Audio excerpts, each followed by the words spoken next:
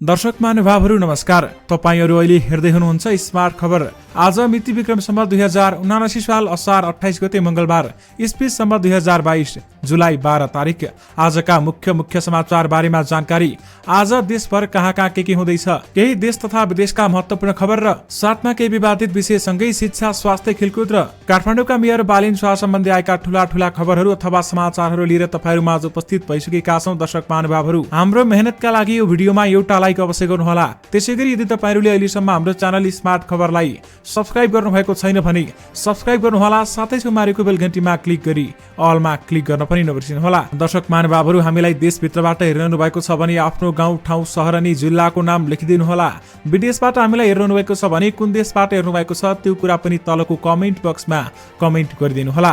आउनुहोस् दर्शक महानुभावहरू, आजका मुख्य समाचार सुरु गरौं। मुख्य समाचारका शीर्षकहरूबाट। लिग 2 क्रिकेट, नामिबियासँगको खेल जित्न नेपाललाई 221 रनको लक्ष्य। बाजुरामा एमालेले जोगायो जिल्ला समन्वय समिति। लगानी बोर्डले पीपीपी परियोजना पाइपलाइन तयार गर्ने। चिनिया नेताले भने दलहरूको आन्तरिक मामिलामा हस्तक्षेप गर्दैनौ। व्यावसायिक ग्यासको बिक्री मूल्य प्रति सिलिन्डर 2400 रुपैयाँ। बालेन सहित उपत्यकाका मेयर पुगी सर्वोच्च अदालत। निजगढमै विमानस्थल बनाउन सकिन्छ, अदालतले विकासमा हस्तक्षेप गर्नुहुन्न भन्दै नेकपा एमालेका अध्यक्ष केपी शर्मा ओलीको भनाई। शेरबहादुर देउवालाई डाक्टर शेखरको प्रश्न। केपी ओलीको असंवैधानिक कदमलाई निरन्तरता दिन खोजेको हो। संवैधानिक परिषद सम्बन्धी विधेयकमा केपी ओलीको प्रतिक्रिया। मुद्दा फिर्ता लिनुपर्छ, जनतासँग माफी माग्नुपर्छ। धोबी खोलामा फोहोर फाल्ने कम्पनीलाई 25,000 रुपैयाँ जरिवाना। एकै दिन 168 जनामा कोरोना संक्रमण पुष्टि। फेरि बढ्न थाल्यो कोरोना संक्रमण। भारतमा एकै दिन 16,500 भन्दा बढी कोरोना संक्रमित थपिए। चिनिया नेताले भने दलहरूको आन्तरिक मामिलामा हस्तक्षेप गर्दैनौ, यसमा चिन्ता लिनु पर्दैन। एकीकृत समाजवादीका विद्यार्थीले गरे त्रिवी उपकुलपतिको कार्यकक्ष तोडफोड। श्रीलङ्कामा जुलाई 20 मा नयाँ राष्ट्रपति चयन हुने। बौद्धमा युवतीमाथि सामूहिक बलात्कार प्रकरण। 3 जना पूर्वपक्षका लागि चुनावमा 10 लाख धरोटीमा छुटे होटल सञ्चालक। संघीयता सफल भएन भने परिवर्तन गर्न तयार हुनुपर्छ भन्दै नेकपा एमालेका अध्यक्ष केपी शर्मा ओलीको भनाई। सार्वजनिक गाडीको भाडा बढ्यो। प्रचण्डले लिउलाई भने नेपालको भूमिमा चिनी विरोधी गतिविधि हुन दिन्नौ। प्रतिनिधि सभाबाट यो हिंसा सम्बन्धी विधेयक पारित। गठबन्धन सरकारले लोकतन्त्रको मजाक बनायो भन्दै प्रभु शाहले भने स्वास्थ्य र शिक्षामा स्थानीय सरकारसँग सहकारी गर्ने मुख्यमन्त्री केसीको प्रतिबद्धता। एमालेले सरकार छाड्दा अर्थ मन्त्रालयका सबै सूचक सकारात्मक थिए भन्दै विष्णु पौडेलले भने अर्थतन्त्र बिग्रदो अवस्थामा छ, समयमै सम्हाल्न सकी श्रीलङ्काको हालत हुँदैन भन्दै खतिवडाको भनाई। 1बाट 2 अर्ब जनसङ्ख्या पुग्न 123 वर्ष लाग्यो। केही महिनाभित्रै विश्वमा 8 अर्ब मानिस। राजेन्द्र लिङदेनको पार्टीमा किचलो, महिला संघमा झण्डै कुटाकुट। पार्टीभित्र शेरबहादुर देउवाले ओली शैली अपनाएको कोइराला पक्षको आरोप। सुदूरपश्चिमको नेतृत्व समाजवादीले गर्छ भन्दै माधव कुमार नेपालले भने उपत्यकाको फोहोर ल्यान्डफिल साइट पुर्याउन समन्वय गर्दैछौं भन्दै काठमाडौँका मेयर बालेन शाहले भने र्यापर लाउरेले लागू पदार्थमै सके 2 करोड रुपैयाँ, यसरी फसे कुलतमा। अब सुन्नुहोस् पूरा समाचार। काठमाडौँ महानगरका प्रमुख बालेन शाहले उपत्यकाको फोहोर ल्यान्डफिल साइट पुग्ने सडक निर्माणका लागि सडक विभागसँग समन्वय भइरहेको बताएका छन्। सोमबार काठमाडौँ उपत्यकाको फोहोर व्यवस्थापनमा काम गर्ने निजी तथा गैर सरकारी संघ संस्थाका प्रतिनिधिसँगको भेटमा उनले सो कुरा बताएका हुन्। भेटका क्रममा प्रतिनिधिहरूले बर्खामा हुने सडक समस्याको कुरा उठाएपछि प्रमुख बालेन शाहले निर्माण हुन बाँकी रहेको सडक खण्ड चाँडै बनाइसक्न आफूले समन्वय गरिरहेको बताएका छन्। काठमाडौँका सडकमा भएको सबै फोहोर उठाउन तपाईहरूलाई कति समय लाग्छ? छलफलका क्रममा प्रमुख शाहले प्रश्न गरे। उत्तरमा प्रतिनिधिहरूले पूर्ण क्षमतामा ढुवानी गर्न पाए 3 दिनभित्र फोहोर उठाइसक्ने बताएका थिए। भेटमा फोहोर मैला व्यवस्थापनसँग नेपाल श्रममान र महासचिव मित्र घिमिरे र वातावरण संरक्षण गैसस महासंघका अध्यक्ष टीकाराम दाहालले फोहोर वर्गीकरण गर्ने महानगरको योजनालाई प्रशंसा गरेका थिए।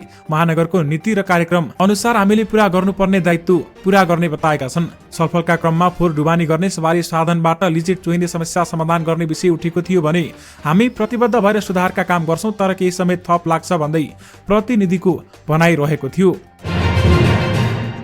गत मङ्सिरमा भएको राष्ट्रिय प्रजातन्त्र पार्टी राप्रपाको महाधिवेशनबाट अध्यक्षमा निर्वाचित भएपछि राजेन्द्र लिङदेनले राप्रपामा कुनै पनि गुट नभएको टिप्पणी गरेका थिए। तर लामो समय अध्यक्ष रहेका कमल थापालाई 200 मतले पराजित गर्दै अध्यक्ष बनेका लिङदेनले भने जस्तो पार्टी गुटविहीन बन्न सकेन।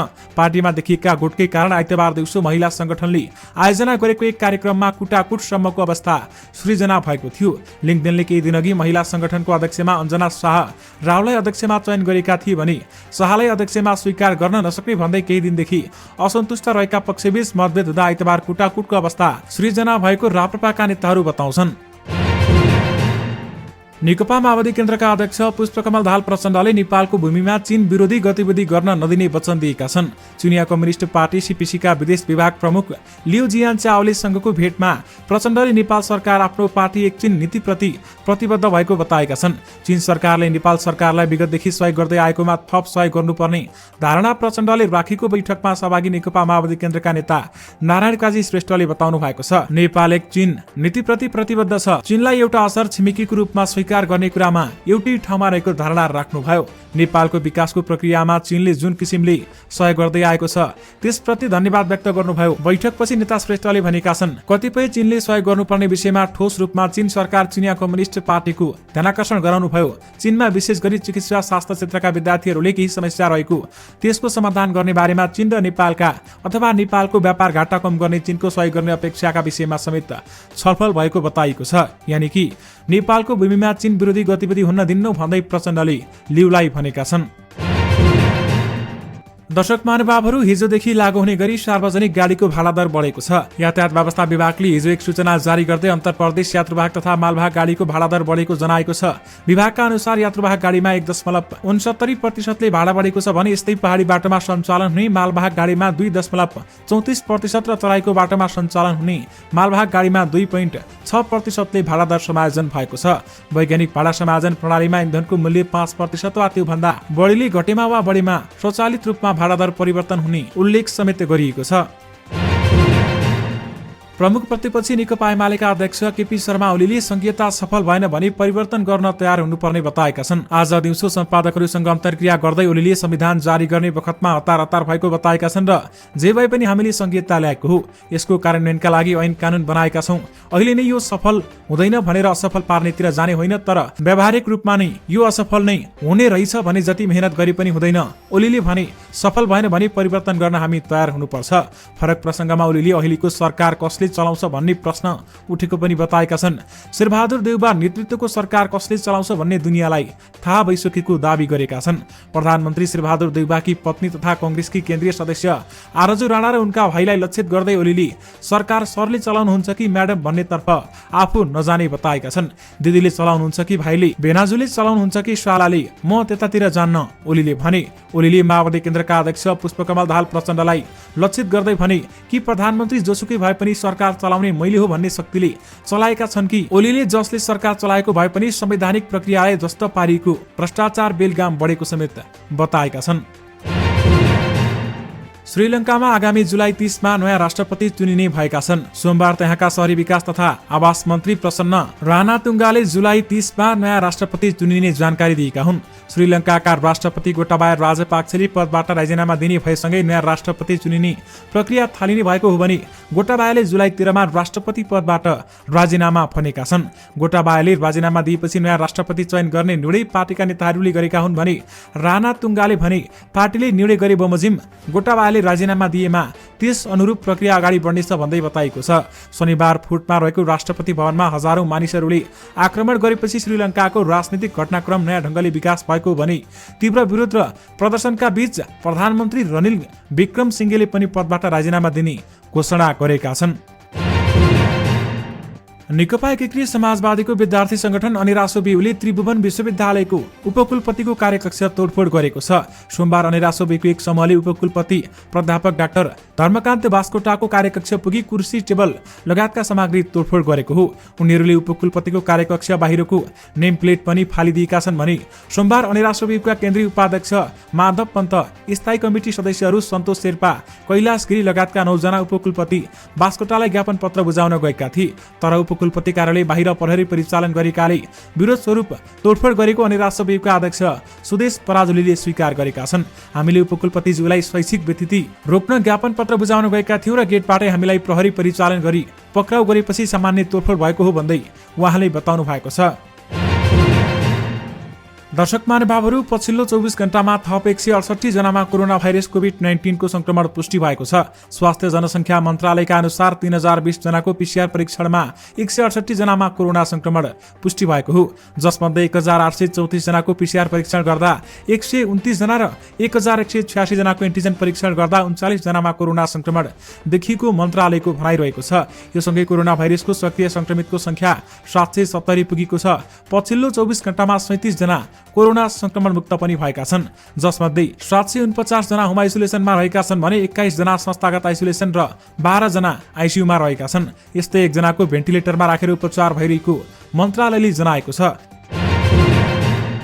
काठमाडौँ महानगरपालिकाले धोबी खोलामा फोहोर फाल्ने कम्पनीलाई 25,000 रुपियाँ जरिवाना गरेको छ। महानगरपालिका 9 को प्र्याक्टिकल बेस्ड सोलुसन प्रणालीलाई महानगरले नियम विपरीत खोलामा फोहोर फालेको भन्दै प्रशासनिक जरिवाना स्वरूप 25,000 रुपियाँ तिराएको मेयर बालेन्द्र शाहले जानकारी गराउनु भएको छ। उनले सामाजिक सञ्जालमा चर्चा भएपछि अनुसन्धान गरेर कारबाही गरेको बताएका छन्।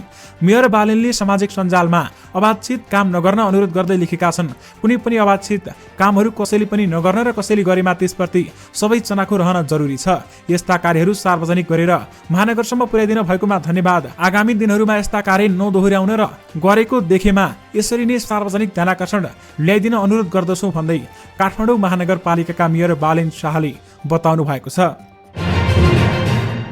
नेकपा एमालेका अध्यक्ष केपी शर्मा ओलीले संवैधानिक परिषद सम्बन्धी विधेयक ल्याउनु अघि सरकारले सर्वोच्च अदालतमा विचाराधीन मुद्दा फिर्ता लिनुपर्ने बताएका छन्। साथै हिजो जानिएन भनेर जनतासँग सार्वजनिक रूपमा माफी माग्नुपर्ने समेत उहाँले बताउनु भएको छ। ओली सरकारले ल्याएको अध्यादेश र त्यस विरुद्ध परेको मुद्दा सर्वोच्च अदालतमा विचाराधीन छ। ओली नेतृत्वको तत्कालीन सरकारले ल्याएको अध्यादेशकै भावको विधेयक राष्ट्रिय सभामा दर्ता गरिसकेको छ भने जसको चौतर्फी विरोध भइरहेको छ। सोमबार सम्पादकहरूसँग भएको छलफलमा एमाले अध्यक्ष ओलीले विधेयक ल्याउँदा आफूहरूसँग सल्लाह नभएको बताएका छन् र उनले अघि भनेका छन् गर्नै मिल्दैन, असंवैधानिक छ भनेर सर्वोच्च अदालतमा मुद्दा हालेको छ। यता राष्ट्रिय सभा जस्तो ठाउँमा लगेर नगरी हुँदैन, संविधान सम्मत छ भनेको छ। यो भन्दा निर्लज्ज, दुईमुखी, दुई जिब्रे अरू के हुन्छ भन्दै नेकपा एमालेका अध्यक्ष केपी शर्मा ओलीले बताउनु भएको छ। नेपाली कंग्रेसका नेता डाक्टर शेखर कोइरालाले पार्टी सभापति एवं प्रधानमन्त्री शेरबहादुर देउवालाई केपी ओली सरकारकै असंवैधानिक कदमलाई निरन्तरता दिन खोजेको हो भनेर प्रश्न गरेका छन्। सोमबार पार्टी कार्यालय सानेपामा बसेको कंग्रेस केन्द्रीय कार्य समितिको बैठकमा कोइरालाले सरकारले ल्याएको संवैधानिक परिषद सम्बन्धी विधेयकको विरोध गरेका हुन्। ओली सरकारले संविधानमा भएको व्यवस्था प्रतिकूल हुने गरी अध्यादेश ल्याएर संविधान मिचेको भन्दै उनले भनेका छन्, तत्कालीन अवस्थामा हामीले कडा प्रतिवाद गरेका थियौं कि हामीले अहिले उक्त संवैधानिक कदमलाई निरन्तरता दिन खोजेको हो भन्दै प्रश्न गरेका थिए। हामी स्थायी तहको निर्वाचन पश्चात प्रतिनिधि सभा र प्रदेश सभा निर्वाचनको संघारमा उभिएका छौं। पछिल्लो केन्द्रीय समितिको बैठकको लामो रस्साकसीपछि पनि हामीले तालमेल मार्फत स्थानीय तहको निर्वाचनमा गयौं भन्दै उहाँले बताउनु भएको हो। विशेष गरी केपी ओलीको असंवैधानिक कदमलाई निरन्तरता दिन खोजेको हो भन्दै शेरबहादुर देउवालाई शेखर कोइरालाले कडा प्रश्न गरेका छन्। काठमाडौँ महानगरपालिकाका मेयर बालेन्द्र शाह बालेन सहित उपत्यकाका जनप्रतिनिधिहरू सोमबार सर्वोच्च अदालतमा उपस्थित भएका थिए। उपत्यका नगरपालिकाका प्रमुखलाई समेत विपक्षी बनाएर दायर भएको एक मुद्दाको सुनवाईका क्रममा नगर प्रमुखहरू अदालतमा उपस्थित भएका हुन्। जनहित संरक्षण मञ्चका तर्फबाट वरिष्ठ अधिवक्ता प्रकाशमणि शर्मा समेतले दायर गरेको रिटमा प्रधानमन्त्री तथा मन्त्री परिषद कार्यालय काठमाडौँ उपत्यकाका स्थानीय तह अधिकार सम्पन्न बागमती सभ्यता एकीकृत विकास समितिका निकायलाई विपक्षी बनाइएको थियो। सो मुद्दामा सोमबार न्यायाधीशहरू हरिकृष्ण कार्की र डाक्टर मनोज कुमार शर्माको इजलासमा सुनवाई भएको थियो। सुनवाई नसकिएपछि मुद्दा हेर्दैमा राखिएको छ भने उक्त मुद्दामा सर्वोच्चले विपक्षीलाई अदालतमा हाजिर हुन आदेश दिएको थियो भने उपत्यकाका एक मेयरका अनुसार सोमबार उपत्यकामा सबैजसो स्थानीय तहका जनप्रतिनिधि सर्वोच्च अदालत पुगेर बागमती र अन्य नदी संरक्षण सम्बन्धी कार्ययोजना बुझाएका छन्। खाना पकाउने ग्यासको मूल्य बारेमा अध्ययन गर्न गठित उपसमितिले व्यावसायिक प्रयोजनका लागि परल मूल्यमै बिक्री गर्न आयल निगमलाई सिफारिस गरेको छ। गुणस्तर तथा नापतोल विभागका महानिर्देशक दीनानाथ मिश्रको संयोजकतामा गठित उपसमितिले घरायसी उपभोक्ताका लागि हालकै मूल्य र व्यावसायिक खपतका लागि परल मूल्यमै ग्यास बिक्री गर्न सिफारिस गरेको आयल निगमका कार्यकारी निर्देशक उमेश प्रसाद थानीले जानकारी दिनुभएको छ। उपसमितिले बुधबार निगमलाई प्रतिवेदन बुझाएको र उक्त प्रतिवेदनले ग्यासमा तत्कालीन र दीर्घकालीन गरेर 2 थरी सुझाव पेश गरेको थानीले बताएका छन्। उपसमितिको सुझावले पहिलो व्यावसायिक प्रयोजनका लागि परल र घरायसी उपभोक्ता उपभोक्ता प्रयोजनका लागि हालकै मूल्यमा ग्यास बेच्न सिफारिस गरेको उनले भनेका छन्। हामी व्यावसायिक प्रयोजनका लागि परलमा पनि केही नाफा खाएर ग्यास बेच्ने योजनामा छौँ। हाल निगमलाई 1 सिलिन्डर ग्यासमा 2271 रुपियाँ लागत परेको र त्यसमा केही पनि नाफा खाएर बेच्दा मूल्य बढ्न सक्ने कार्यकारी निर्देशक थानीले बताउनु भएको छ। बोर्ड बैठकमा छलफल हुन बाँकी रहेको प्रतिवेदनले सिफारिस गरे अनुसार नै मूल्य निर्धारण भए होटल, रेस्टुरेन्ट, क्याटरिङ लगायतका परियोजनामा खपत हुने प्रति सिलिन्डर ग्यासको मूल्य 2400 रुपियाँ हाराहारी पुग्ने निगमको अनुमान रहेको छ। ब्राउन सुगर केसमा झण्डै 2 महिना जेल परेका र्यापर गायक लाउरी अहिले भने लागू पदार्थका विरुद्ध लड्न सबैलाई प्रेरित गरिरहेका छन्। भर्खरै उनको बिरामी बोलको गीत पनि सार्वजनिक भएको छ, जुन लागू पदार्थकै विषयमा केन्द्रित छ। जेल बसाइले लामो समयदेखि लत छुटेको लाउरेले बताउँदै आएका छन् र उनी आफूले लागू पदार्थ सेवन गर्ने गरेको कुरामा लाउरेले मिडियामै पनि स्वीकार्दै आइरहेका छन्। जेल बस्ने क्रममा उनको इमानदारी र सुधार देखेर नेपाल पुलिसले लागू पदार्थ विरुद्धको अभियानमा सघाउनु पनि लाउरेलाई आग्रह गरेको उनले बताएका छन्। 2 दिन अघि सार्वजनिक सञ्जय गुप्ताको पोडकास्टमा लाउरेले कसरी लागू पदार्थमा फसे भन्ने विषयमा बताएका छन्। आफू लागू पदार्थमा पस्नुको कारण एउटा असुरक्षित महसुस गर्नु पनि रहेको उनको भनाइरहेको छ। ब्याचलर पढ्दा मेरो एउटा साथी थियो, ऊ अर्को ठाउँबाट आएर पोखराबाट फ्ल्याट लिएर बस्थ्यो। आमा बाउ नहुने भएपछि उसको कोठामा जक्सन जस्तो भएको थियो। पहिलो पटक ब्राउन सुगर सेवन गर्दाको अनुभव सुनाउँदै उनले भनेका छन्, उसको कोठामा जाँदा अरू बिडीहरू राखिराख्थे, म पनि खान्थे। केही साथीहरू गाँजा खाँदा खाँदा बीचमा उठेर जाम भनेर अर्को रुमभित्र छिर्थ्यो। भित्रबाट लक गरेर के गर्थ्यो थाहा हुन्थेन, नक गर्दा पनि खोल्थेनन्, एकछिन मात्र भनिरहन्थे। साथीहरूले त्यसरी लुकेर के गरिरहेका छन् भन्ने कुराले आफूलाई खुल्दुली भएको र एक दिन आफू पनि उनीहरूसँगै कोठामा पसेको लाउरेले बताएका छन्। उनले भनेका छन्, त्यति बेलासम्म मलाई ब्राउन सुगर हो भन्ने पनि थाहा थिएन। मैले पनि ट्राई गर्नुपर्छ कि क्या हो भन्दा उनीहरू नगर नखायो हुक हुन्छ भन्दै थिए। तिमीहरूले खाइरहेछौ, मलाई पनि खान मन लाग्यो, खैलेन भने पहिलो पटक देख्दा नै खाइदिए। त्यति बेला टन्नै खाए तर ट्रिप नै हानेन। के हो गाँजा जतिको ट्रिप पनि हान्दैन त, झन्यो अरू भन्दा कडा होइन र भने उनले भनेका छन्। उनीहरूले यसको ट्रिप बुझ्नको लागि कम्तीमा 2-3 हप्ता 1 महिना खानुपर्ने बताएका छन्। यसको ट्रिप पनि बुझाउन त भनेर मैले अनप गर्दै खाँदै गएँ, बिस्तारै हुक हुन थाले। सुरुमा अरूले किनेको खाने गरेको, बिस्तारै ट्रिप बुझ्दै गएपछि आफैले पनि किनेर खान थालेको र बिस्तारै त्यो लत बनेको उनले बताएका छन्। साथै लागू पदार्थ सेवनमा मात्रै आफूले 2 करोड रुपैयाँ सकेको समेत लाउरेले बताएका छन्।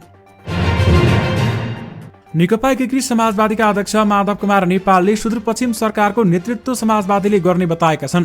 सोमबार बिहान प्रेस संगठन कैलालीले धनगढीमा आयोजना गरेको पत्रकार सम्मेलनमा बोल्दै उनले ठूलो दलको हैसियतमा सुदूरपश्चिम प्रदेश सरकारको नेतृत्व गर्न तयार रहेको बताएका छन्।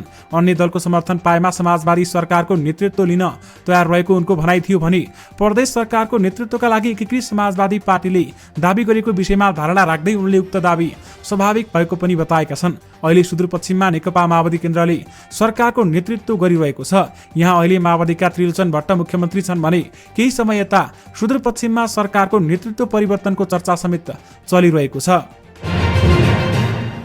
पूर्व अर्थमन्त्री डाक्टर युवराज खतिवड़ाले नेपालको अर्थतन्त्र समस्याग्रस्त उन्मुख रहेको बताएका छन्। आज एमालेको विद्यार्थी संगठन, भातृ संगठन अनि राष्ट्रव्यूहले आयोजना गरेको नेपालको अर्थतन्त्रको अवस्था, अन्तर्राष्ट्रिय प्रभाव र यसको समाधान विषयक अन्तर्क्रिया कार्यक्रममा बोल्दै अर्थमन्त्री डाक्टर खतिवड़ाले अर्थतन्त्र समस्या उन्मुख रहेको बताएका हुन्। दर्शक महानुभावहरू, उनले श्रीलङ्का टाट पल्टिनुमा विदेशी मुद्राको सञ्चित घट्नु मुख्य कारण रहेको बताउँदै नेपालमा पनि विदेशी मुद्राको सञ्चित घट्दो स्थितिमा रहेको बताएका छन्, जुन चिन्ताको विषय पनि भएको समेत उहाँको भनाइरहेको छ। अहिले 6-7 महिनाको आयात धान नै विदेशी मुद्रा सञ्चित छ। उनले भनेका छन्, यो केही समय अघि 13 महिनाको आयात धान नै स्थितिमा थियो। यही गतिमा विदेशी मुद्राको सञ्चित घट्दै गएमा नेपाल समेत श्रीलङ्का जस्तै टाट पल्टन सक्ने बताउँदै उनले भनेका छन्, तर हामी त्यो स्थितिमा पुगिहाल्दैनौँ। त्यसका लागि समयमै आवश्यक कदम उठाउनुपर्छ। त्यसका लागि मौद्रिक नीतिले देशको अर्थतन्त्र थप बिग्रन नदिन भूमिका खेल्नुपर्ने डाक्टर खतिवड़ाको भनाइरहेको छ। प्रमुख प्रतिपक्षी दल नेकपा एमालेका उपाध्यक्ष विष्णु पौडेलले एमालेले सरकार छाड्दा अर्थतन्त्रका सबै सूचक सकारात्मक भए पनि अहिले अधिकांश सूचक नकारात्मक बनेको बताएका छन्। एमालेको विद्यार्थी भातृ संगठन अनि राष्ट्रव्यूहले आयोजना गरेको नेपालको अर्थतन्त्र, अन्तर्राष्ट्रिय प्रभाव र यसको समाधान विषयक अन्तर्क्रिया कार्यक्रममा बोल्दै पौडेलले यस्तो बताउनु भएको हो।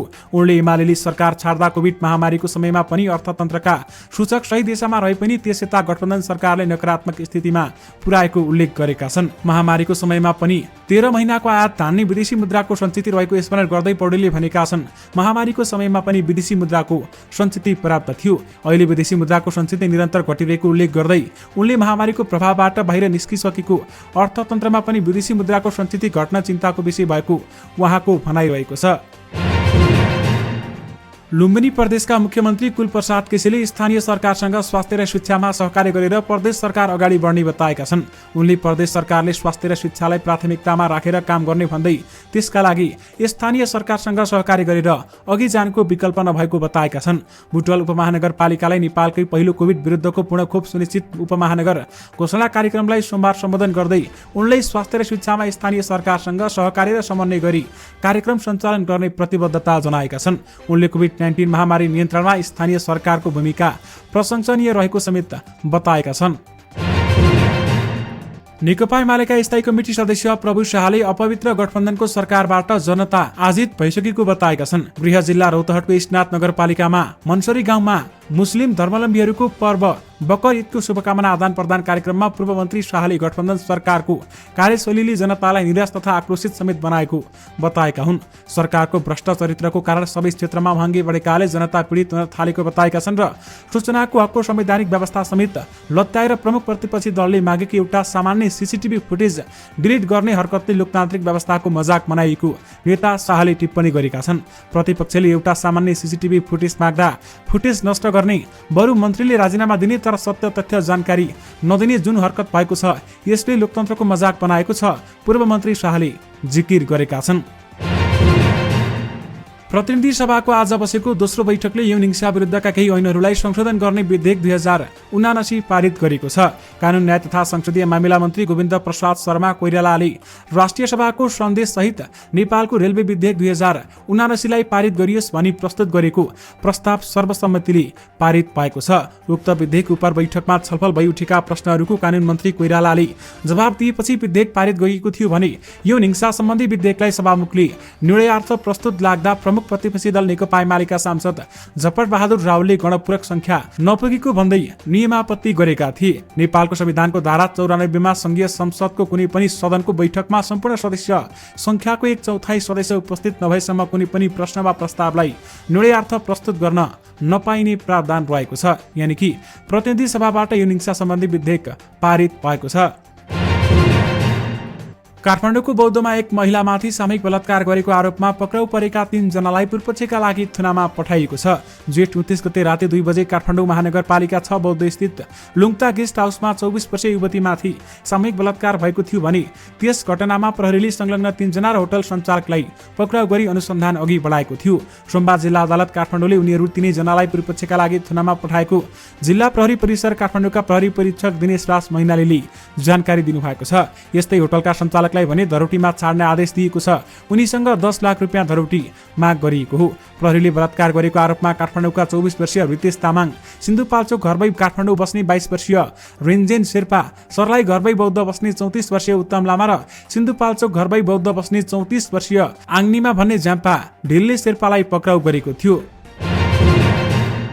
दर्शक महानुभावहरू, भारतमा पछिल्लो 24 घण्टामा 16,678 जना कोरोना संक्रमित थपिएका छन्। हाल भारतमा 1,30,713 सक्रिय संक्रमित रहेका छन्। यो कुल संक्रमितको 0.30% हो। करिब 4 महिनापछि 11 दिनता सक्रिय संक्रमितको संख्या 1 लाख भन्दा बढी भएको छ भने हाल भारतमा कोरोनाका कुल संक्रमितको संख्या 4,36,00,000 बढी पुगेको केन्द्रीय स्वास्थ्य तथा परिवार कल्याण मन्त्रालयले आज जानकारी दिएको छ। पछिल्लो एक दिनमा 14,629 जनामा कोरोना भाइरसबाट संक्रमण मुक्त भएका छन् भन्दै पनि बताइएको छ। यानि कि भारतमा एकै दिन 16,500 भन्दा बढी कोरोना संक्रमित भेटिएका छन्। नेकपा एमालेका अध्यक्ष केपी शर्मा ओलीले निजगढमा नै अन्तर्राष्ट्रिय विमानस्थल बनाउन सकिने बताएका छन्। उनले सोमबार सम्पादकहरूसँगको छलफलमा वनको क्षति नगरी हाल विमानस्थल निर्माण गर्ने भनिएको क्षेत्रको दक्षिणतर्फ टाङ्गिया बस्ती हटाएर 2000 मिटर क्षेत्रफलमा विमानस्थल बनाउन सकिने बताएका छन्। निजगढ अन्तर्राष्ट्रिय विमानस्थल वनको क्षति नगरिकन नजिकको टाङ्गिया बस्ती हटाउँदा र दक्षिणपट्टि बनाउँदाखेरि 2000 स्क्वायर मिटरमा बनाउँदा पुग्ने ठाउँमा 8000 मिटर लिनुपर्ने आवश्यकता पर्दैन भन्दै उहाँले बताउनु भएको छ। विमानस्थल निर्माण गर्दा सरकारले अनावश्यक क्षेत्रमा लिनु, अनावश्यक ढङ्गले वन विनाश गर्नु र वातावरणमा जानी जानी दुष्प्रभाव पार्न नहुने भन्दै ओलीले अदालतले पनि विकास निर्माणमा हस्तक्षेप गर्न नहुने बताएका छन्। विकास निर्माणमा अदालतले धेरै ठाउँमा अनावश्यक हस्तक्षेप गर्ने गरेको छ, त्यस्तो क्रियाकलाप पनि गर्नु हुँदैन भन्दै नेकपा एमालेका अध्यक्ष केपी शर्मा ओलीले बताउनु भएको हो।